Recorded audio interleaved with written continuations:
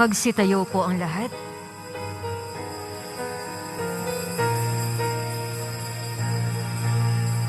Ako'y kaawaan, o mahal kong Diyos, sang-ayon sa iyong kagandahang loob. Mga sala ko'y iyong linisin, ayon din sa pag-ibig mo sa akin. Bubuksan aking puso't isipan, pagsalansang ko'y aking kinikilala. Patawarin yaring kasalanan. Ako'y kaawaan, o mahal kong Diyos, sang-ayon sa iyong kagandahang loob.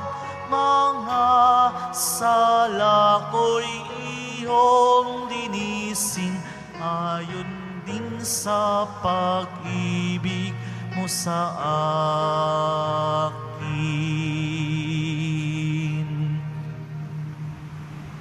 Sa ngalan ng Ama at ng Anak at ng Espiritu Santo, Amen. ang pagpapala ng ating Panginoong Jesucristo, ang pag-ibig ng Diyos Ama, at ang pagkakaisa ng Espiritu Santo naway sumainyong lahat. At sumaiyo rin.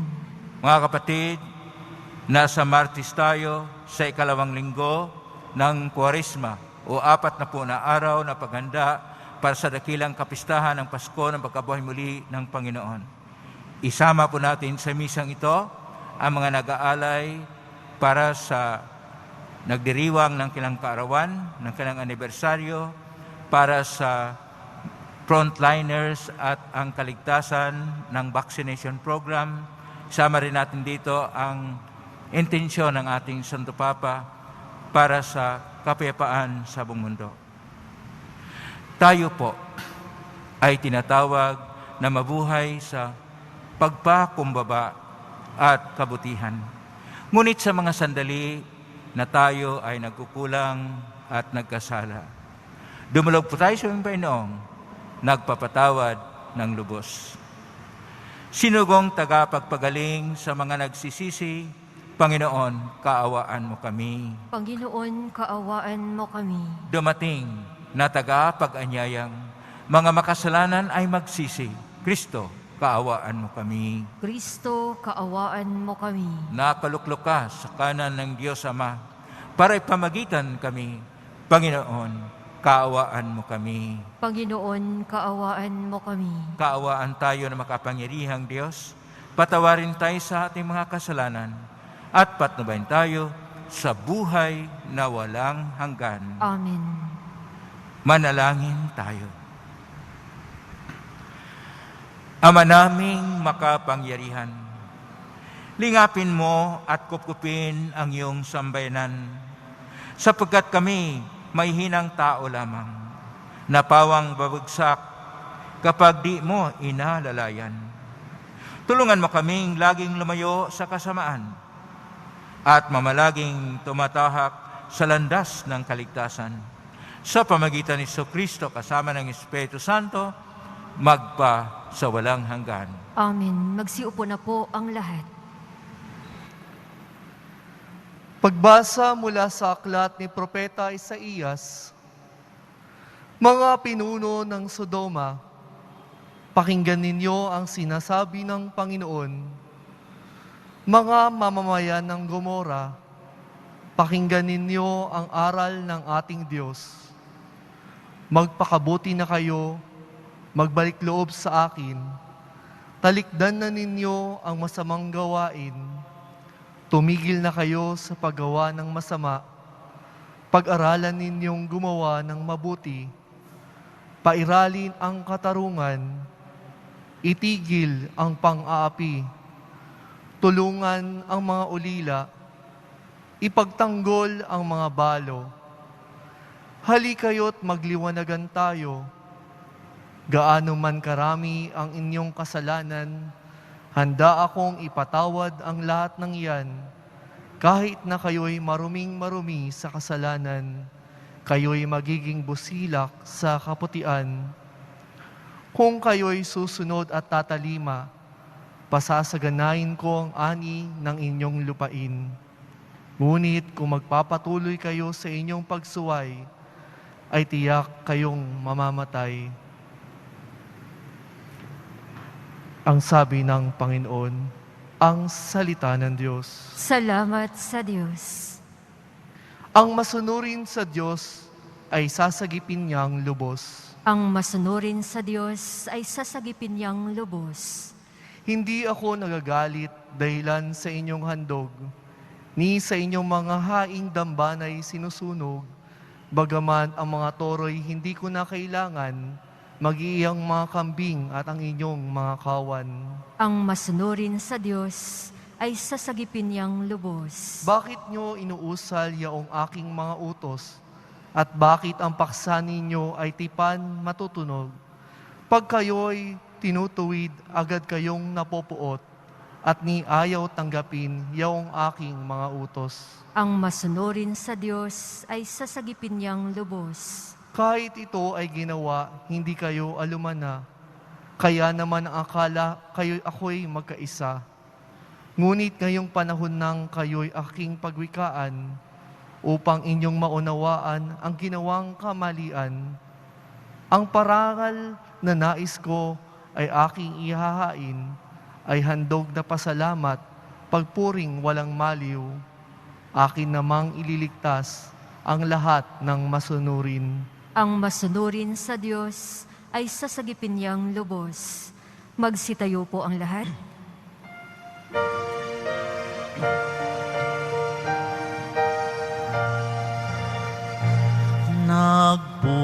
Nagpupuri kami sa'yo, Panginoong Jesucristo. Nagpupuri kami sa'yo, Panginoong Jesucristo. Sinabi ng poong mahal, kasamaan ay layuan, kasalanay pagsisihan. Kayo ay magbagong buhay, magbalik loob na tunay. Nagpupuri kami sa'yo, Panginoong Jesucristo.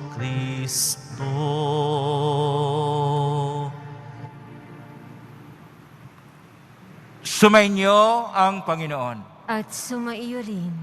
Ang mabuting balita ng Panginoon ayon kay San Mateo. Papuri sa iyo, Panginoon.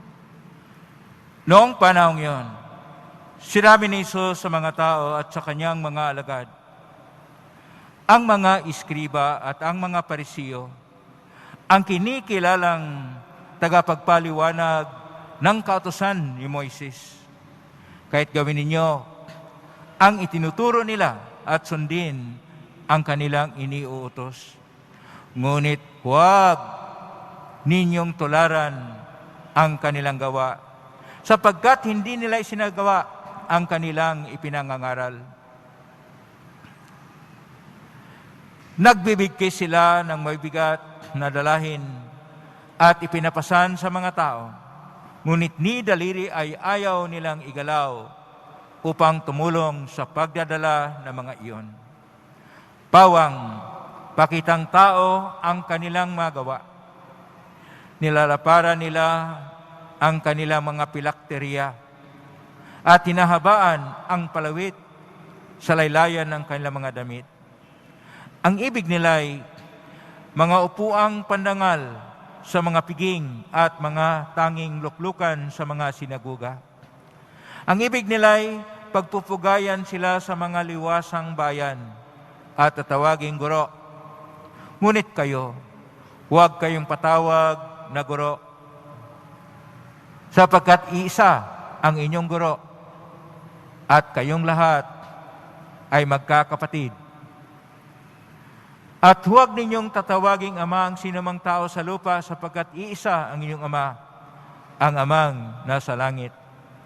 Huwag kayong patawag na tagapagturo sapagkat iisa ang inyong tagapagturo, ang Mesiyas. Ang pinakadakila sa inyo ay dapat maging lingkod ninyo. Ang nagpapakataas ay ibababa, at ang nagpapakababa ay itataas. Ang mabuting balita ng Panginoon. Pinupuri ka namin, Panginoong Hesukristo. Magsiupo na po ang lahat. Magandang araw po mga kapatid ko ni Kristo.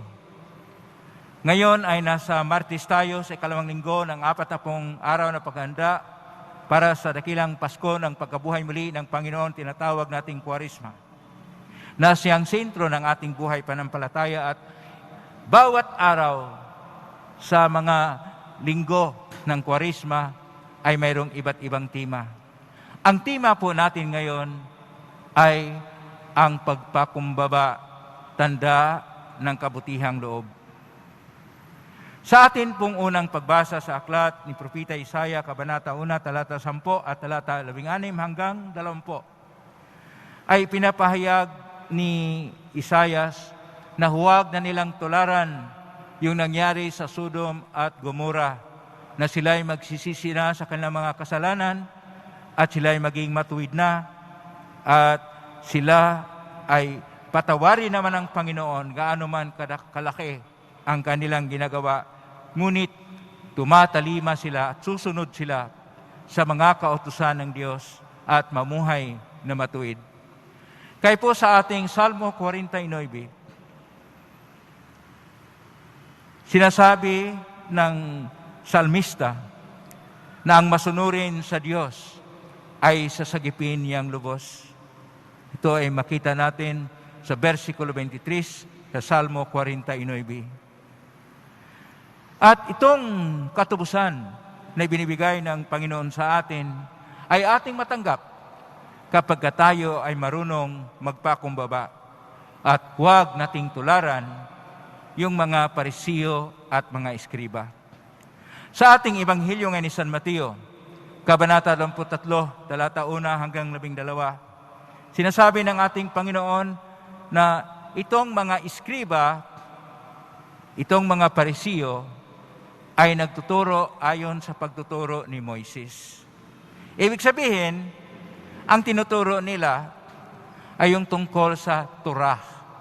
Ang Torah ay isang tradisyon ng kautusan, tradisyon ng mga batas na banal, tradisyon ng mga patakaran at mga alituntunin na dapat isabuhay o dapat sundin upang kanilang masunod ang tipan ng Diyos na si Yahweh at ng kanyang sambayanang hinirang, na mula sa pagkaalipin sa Ehipto, sila'y dinala sa bagong bayan sa Israel, na kung sila ay maging ligtas at magtayo ng sambayanan ng Diyos. Ngunit, sinasabi ng ating Panginoon, ang pagtuturo ay iba. Ang kinakailangan ay ang pagsabuhay nito.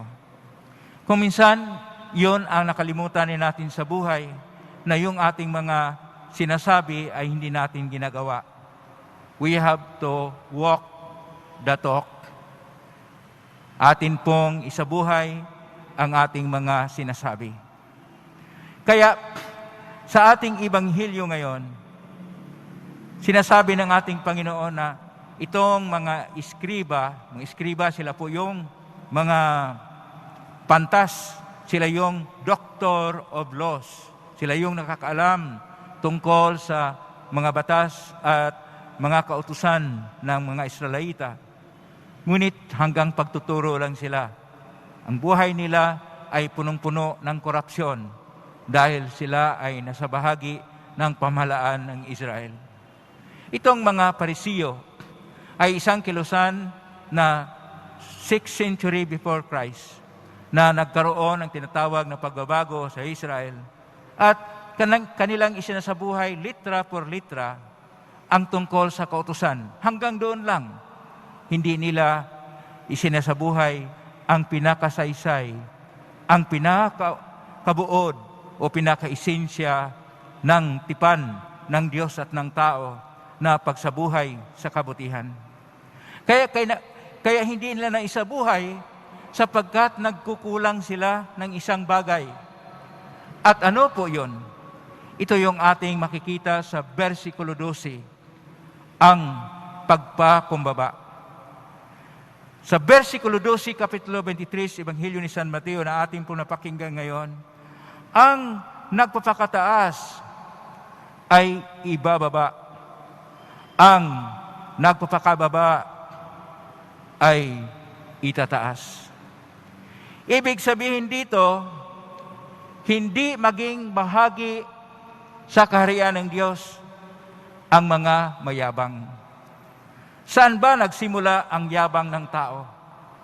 Nagsimula ang yabang ng tao dahil sa likas ng kanyang pagkatao na mayroon siyang tinatawag na killer gene o sinasabi nating survival gene. Ang DNA ng tao ay nasa loob po sa ating kalikasan bilang tao na tayo po ay gagawa ng lakas loob na makipagkompetensya upang tayo ay mabuhay, upang tayo ay kikilanlin, upang tayo ay maging sino-sino sa buhay, upang sa yabang ng tao, sa pasikot-sikot ng tao, sa pagpupursige ng tao sa kanyang mga adikain na para lang sa kanyang sarili, siya ay makilala o kaya kapag makilala na, siya ay tinuturing na makapangyarihan.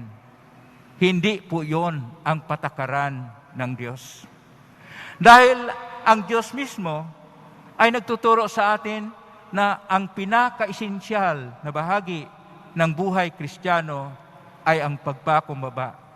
Siya mismo mula sa langit, isang Diyos, kinuha niya ang anyo ng pagkatao, nagpakumbaba, namatay sa cross upang ipahayag sa atin na sa kanyang pagtanggap ng kahinaan ng tao, sa kanyang pagtanggap ng bagsak na bahagi ng tao. Ayon pa ni San Buenaventura, tayo ay itaas dahil inangkina ang kahinaan ng tao. Ito ang pagpakumbaba. Ang pagpakumbaba, una sa lahat, ay ang hindi pagkaroon ng makasarili na pagtingin sa buhay. Ibig sabihin, huwag magmayabang, huwag magtingin sa kompetensya na ang lahat ng tao ay magkaroon ng paligsahan sa buhay na kung sino yung mangunguna, kung sino yung pinakamaganda, kung sino yung pinakamalakas, sino yung pinakamayaman, sino yung pinakamayabang, ay siyang mangunguna sa sambayanan. Hindi po yan ang patakaran ng Diyos. Kailangan na tingnan natin ang ating aksyon at ang ating mga kapasidad, ang ating mga ginagawa, ang mga tunguhin at hadikain natin kung ano ang saysay nito. At ito ba'y magdudulot ng kabutihan sa bawat isa at kabutihan na pangkalahatan. Ayon pa sa ensiklikal ni San Juan Pablo II, Solicitudo Rei Socialis, ang pag-aayos sa sambayanan, numero 38. Tingnan natin ang kabutihan ng pangkalahatan. Huwag nating kaligtaan ang pailangan ng isang tao. At pailangan ng isang tao ay isang pagtingin, ano ba ang ating pakikitungo sa ating kapwa? Yabang ba? Pagmamalaki ba? Sobra ba sa ating pagtingin at tayo'y pinakamahusay, tayo'y pinakamaganda, tayo'y pinakamabuti, tayo'y pinaka sa lahat. Hindi po yan ang patakaran ng buhay. Ngunit atin pong makita na hindi sa ranking ang tao ay magkaroon ng saysay ng buhay, bagkus ang pag-unawa sa daloy at saysay o kabuluhan ng buhay. At ang bawat tao ay mahalaga. Ang bawat aksyon ng tao ay mahalaga. Ang bawat katayuan ng tao ay mahalaga at may saysay. At hindi dahil sa sino-sinong tao ang siyang magdikta na ito ka, yun dapat ka, doon ka narapat. Ang tao ay may kanyang karapatan, may kanyang dignidad bilang imahin at larawan ng Diyos. Yun ang pinakasaysay ng tao. Kaya nga, nasulat, aklat ng Henesis Kapitulo 1, versikulo 27, ang tao ay nilikha na kawangis at larawan ng Diyos. At atin pong makikita itong paging kawangis at larawan ng Diyos kung atin pong ipinagmalaki ang ating kapwa at hindi ang ating sarili. Huwag po nating dalhin sa mga kwento na ito ang mga achievements ko, ito ang mga nagawa ko, ito ang proyekto ko. At sa dating na buwan, ito yung gagawin natin. Atin ring maigpawan itong kalamidad, atin ring maigpawan itong pandemya, atin ring maigpawan itong kung ano-ano ang nasa isip natin. Hindi po yan ang tunay na nagbibigay saysay sa buhay. Ang nagbibigay saysay sa buhay ay tayo'y nagkaroon ng pagtingin at pagtanggap at pagkilala sa tunay na pagkatao natin. Sino ba talaga tayo? Tayo'y nagiging ganito sapagkat tayo ay nabinyagan sa pangalan ni Kristo. Tayo'y kanyang binuhusan ng kanyang dugo. Tayo'y binayaran ng kanyang pagpasakit. Tayo'y binayaran ng kanyang buhay upang tayo matubos. Kaya hindi po dapat linlangin, hindi dapat pahihirapan, hindi dapat yurakan ang sino-sino mang tao sapagkat siya'y minamahal at tinatangi ng Diyos. Naayon pa kay San Agustin, ang pag-ibig ng Diyos sa isang tao, parang pag-ibig ng kanyang kaisa-isang anak. Atin bang pahirapan ang ating kapwa na siyang pinaghirapan ni Kristo, Poong Isus Nazareno? Atin bang paghirapan ang ating kapwa-tao? O kaya siya'y abusuhin? O kaya siya'y hindi igalang o respeto dahil lang sa ating pagkamayabang, dahil lang sa ating pagtingin sobra sa ating sarili? Hindi. Kailangan na tayo'y mapagkumbaba. Ang pagpakumbaba ay hindi po pagtingin na tayo'y walang silbi. Hindi po. Tinitingnan kung ano talaga ang silbi natin. Ang silbi natin, tayo'y nilikha na kapantay, pantay-pantay sa bawat isa. Wala pong magsabi na mula sa pagkapanganak mo, pinili ka na ng Diyos na ikaw yung mas mataas kaysa iba. Parihas po tayo. Parihas na ngumingiti, nakalansay kung nabubulak na ang laman nating alikabok lang sa lupa. Parihas ang ating tunguhin doon sa kalangitan kapag tayo tatanggap na pantay-pantay tayo sa Diyos at kailangan tayong magkaisa at magkaroon lang tayo na tunay na saysay at kabuluhan kapag naipamalas natin sa iba na nagpapahayag ang mukha ng Diyos sa bawat isa sa atin sapagkat tayo'y nagiging mabuti, sapagkat tayo'y nagiging mabait, sapagkat tayo'y gumawa ng mabuti, nagsasalita ng kabutihan at para sa kabutihan ng lahat. Kaya po, 3 bagay po ang kailangan natin upang tayo ay magkaroon ng pagpakumbaba. Sasabihin ko sa English dahil international na po ang nadating sa ating streaming sa ating misa. Number 1, learn the value of the deed itself. Ibig sabihin, atin pong alamin ang tunay na kahalagahan sa nagawa ng isang tao. Number 2, do the expected without boasting about it. Ating gawin anuman ang inasahan, pero huwag nating ipagmalaki ito. Number 3, stop competing over achievements. Huwag tayong magpaligsahan upang tayo ay magkaroon ng mga naangkin, nakamtan sa buhay. Bagkus, kung tayo ba ay nabubuhay sa tunay na panampalataya na umibig sa Diyos ng tunay at umibig sa kapwa-tao gaya ng pag-ibig sa sarili. Magsitayo po ang lahat.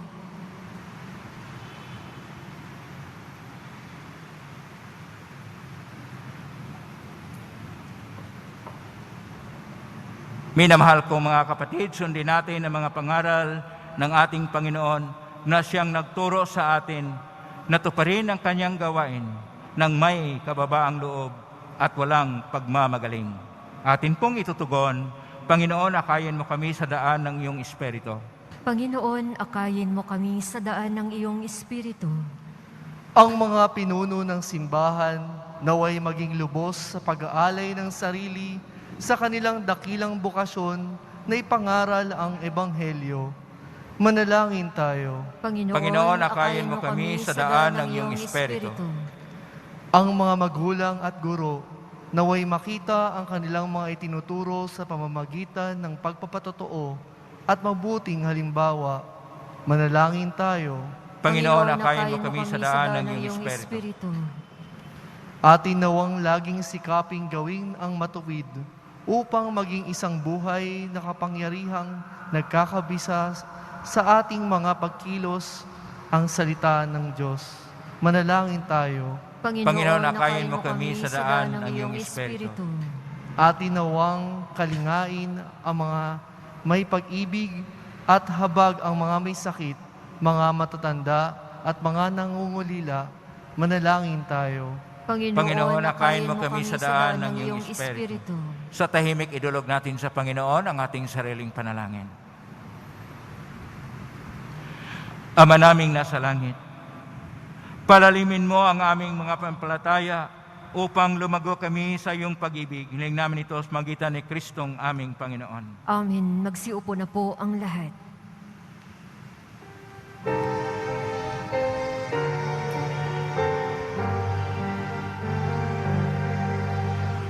Muhay pagmamahal, alak at tinapay, sana'y tanggapin mo, amang mapagmahal.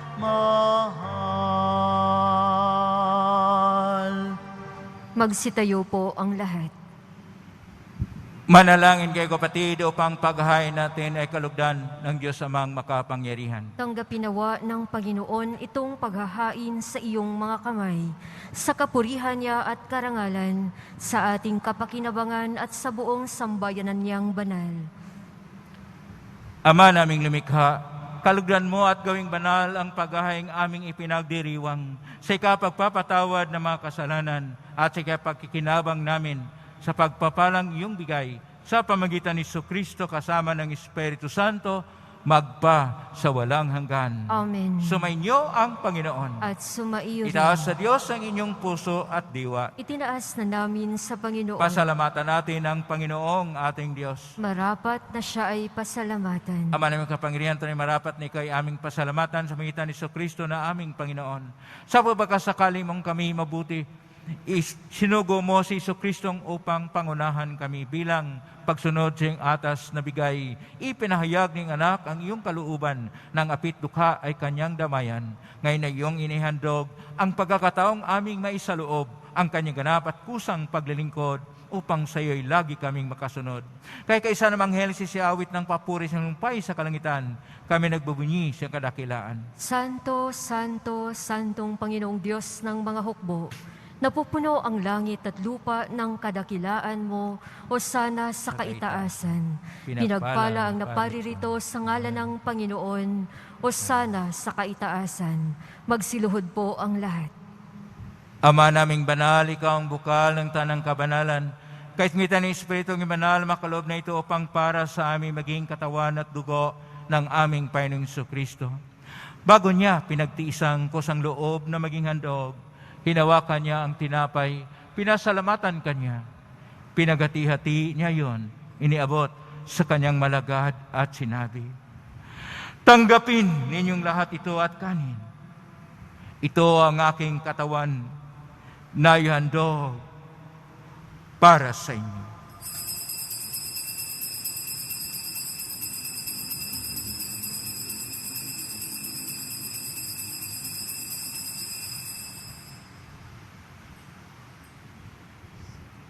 Gayon din naman nung matapos ang hapunan, hinawakan niya ang kalis. Muli kanyang pinasalamatan. Inabot niya ang kalis sa kanyang malagad at sinabi, "Tanggapin ninyong lahat ito at inumin. Ito ang kalis ng aking dugo ng bago at walang hanggang tipan. Ang aking dugo na ibubuhos para sa inyo at para sa lahat. Sa ikapagpapatawad ng mga kasalanan, gawin niyo ito sa pag-alala sa akin."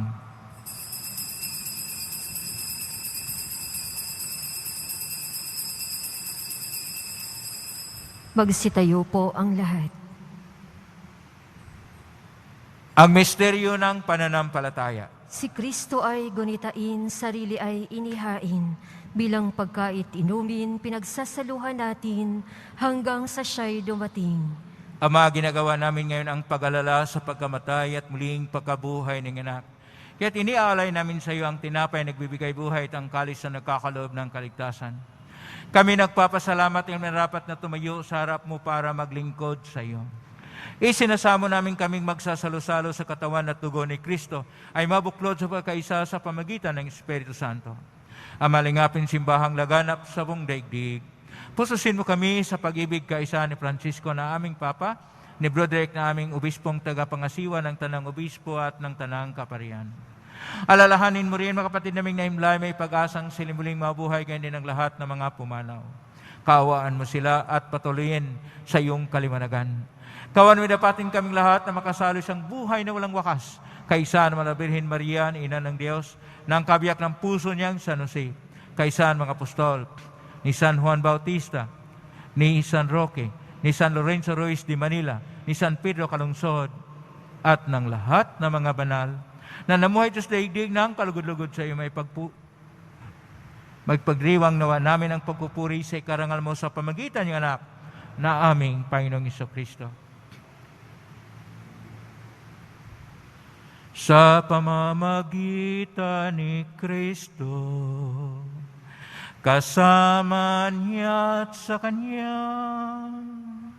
ang lahat ng parangal at papuri ay sa iyo, Diyos Amang makapangyarihan, kasama ng Espiritu Santo, magpasawalang hanggan. Amen. Amen. Amen.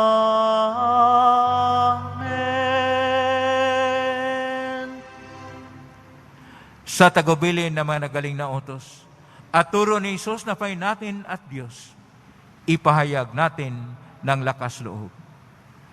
Ama namin, sumasalangit ka, sambahin ang ngalan mo. Mapasa amin ang kaharian mo. Sundin ang loob mo dito sa lupa para nang sa langit.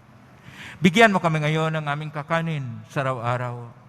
At patawarin mo kami sa aming mga sala para nang pagpapatawad namin sa nagkakasala sa amin. At huwag mo kaming ipahintulot sa tukso at iadya mo kami sa lahat ng masama. Niling namin kami adya sa lahat ng masama, pagkalaban ng kapayapaan araw-araw. Iligtas sa kasalanan at salat ng kapahamakan, samantalang aming pinanabikan dakilang araw ng pagpapahayag ng tagapagligtas naming si Jesucristo. Sapagkat iyo ang kaharian at ang kapangyarihan at ang kapurihan, magpakailanman. Amen. Panginoong Jesucristo, sinabi mo sa mga apostol, kapayapaan ang iniiwan ko sa inyong aking kapayapaan na binibigay ko sa inyo. Tunghen mga aming panampalataya at huwag aming pagkakasala. Pagkaluban mo kami ng kapayapaan at pagkakaisa yun siyong kaluuban, kasama ng Espiritu Santo magpa sa walang hanggan. Amen. Ang kapayapaan ng Panginoon ay laging sumainyo. At sumaiyo rin. Magbigayin kayo ng kapayapaan sa isa't isa. Kapayapaan. Kordero ng Diyos na nag-aalis ng mga kasalanan ng sanlibutan, maawa ka sa amin. Kordero ng Diyos na nag-aalis ng mga kasalanan ng sanlibutan, maawa ka sa amin. Kordero ng Diyos na nag-aalis ng mga kasalanan ng sanlibutan, ipagkaloob mo sa amin ang kapayapaan. Magsiluhod po ang lahat.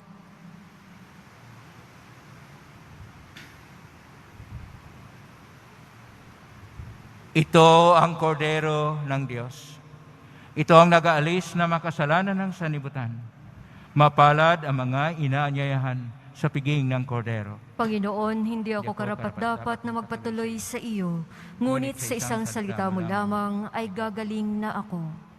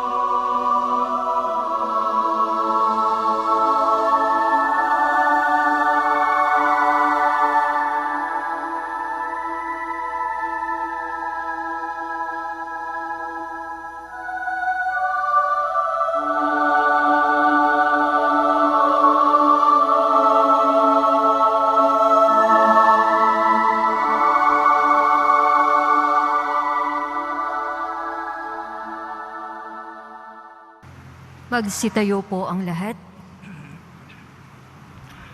Manalangin tayo. Ama naming mapagmahal, sa aming banal na pagkikinabang sa pagsasalong ito, katapatan sa pamuhay namin dagdagan mo at tulungan mo kaming mamalaging kalugod-lugod sa iyo. Sa pamagitan ni Jesucristo kasama ng Espiritu Santo, magpa sa walang hanggan. Amen. Paalaala, pagkatapos po ng misa, babasbasan po ang lahat ng banal na tubig. Pinapakiusap po sa lahat na manatili lamang po kayo sa inyong lugar. Pagkatapos ng pagbabasbas, mangyari lamang po na maupo muna ang lahat ng nasa loob ng simbahan at hintayin pong banggitin ang kulay ng inyong inuupuan bago po kayo lumabas ng simbahan. Nang sa gayon, maiwasan ang siksikan sa mga pintuan ng simbahan. Maraming salamat po sa muling pagbisita sa dambana ng Poong Jesus Nazareno. Panalangin kay San Roque, pinagpalang San Roque, pintakasi na may karamdaman. Lingapin po aming kapatid na sa banig ng karamdaman. Ngayon pamagitan na sadyang makapahinikay narito pa sa digdig, maraming gumaling dahil sa paganta naman sa kanilang kamalmahalang cross ni Kalwalhati na dyan sa langit. Nalig kami yung pamagitan na ilubhang magaling. Ialay mo po sa Panginoon Diyos, yaring aming mahinaing sa tulong po ninyo ay makamit ang kagalingan ng aming kaluwat katawan. Pakundangan sa mga hirap at sakit ng Panginoon Kristo at iyo po mga panalangin. Amen. Senyor San Roque, ipalangin na po kami upang kami adya sa salot ng COVID-19 at sa makaramdaman ng katawan at kaluluwa. Senyor San Roque, ipalangin na po kami adya sa salot ng COVID-19 at sa makaramdaman ng katawan at kaluluwa.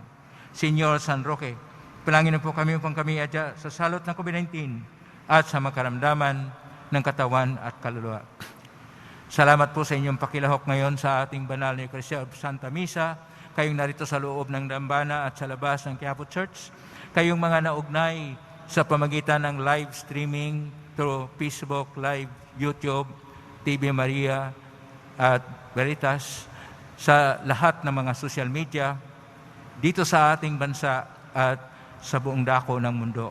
Salamat sa inyong pakilahok, naway pagpalain kayo ng Panginoon Diyos. Salamat sa ating commentator, sa ating lector, sa ating choir, sa ating IT, sa ating mga ushers at health team, sa ating collectors, mga ihos at ang mga otoridad na nagtulong-tulungan upang maging maayos at makabuluhan ang ating pagdiriwang sa banal na misa.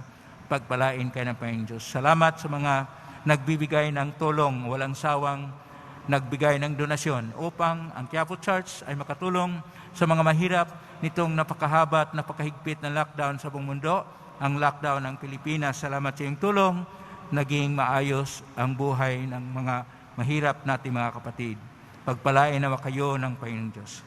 Ngayon na po, basbas sa mga diputo ng mga kahilingan, dasalan at imahin, isama natin ito basbas sa mga may karamdaman, ang mga frontliners, ang mga nagdiriwang ng lang kaarawan at ng lang anibersaryo. Sumainyo ang Panginoon. At sumaiyo rin. Mahal na pong Isus Nazareno, inegmos na ng cross ang walang maloy na pag-ibig ng Diyos ang katauhan. Pakinggan mong kahilingan ka na nagsusumamo sa iyo. Makamtan naman nila ang iyong katugunan na tanggapin ang kasagutan na may utang na loob na tinatanaw.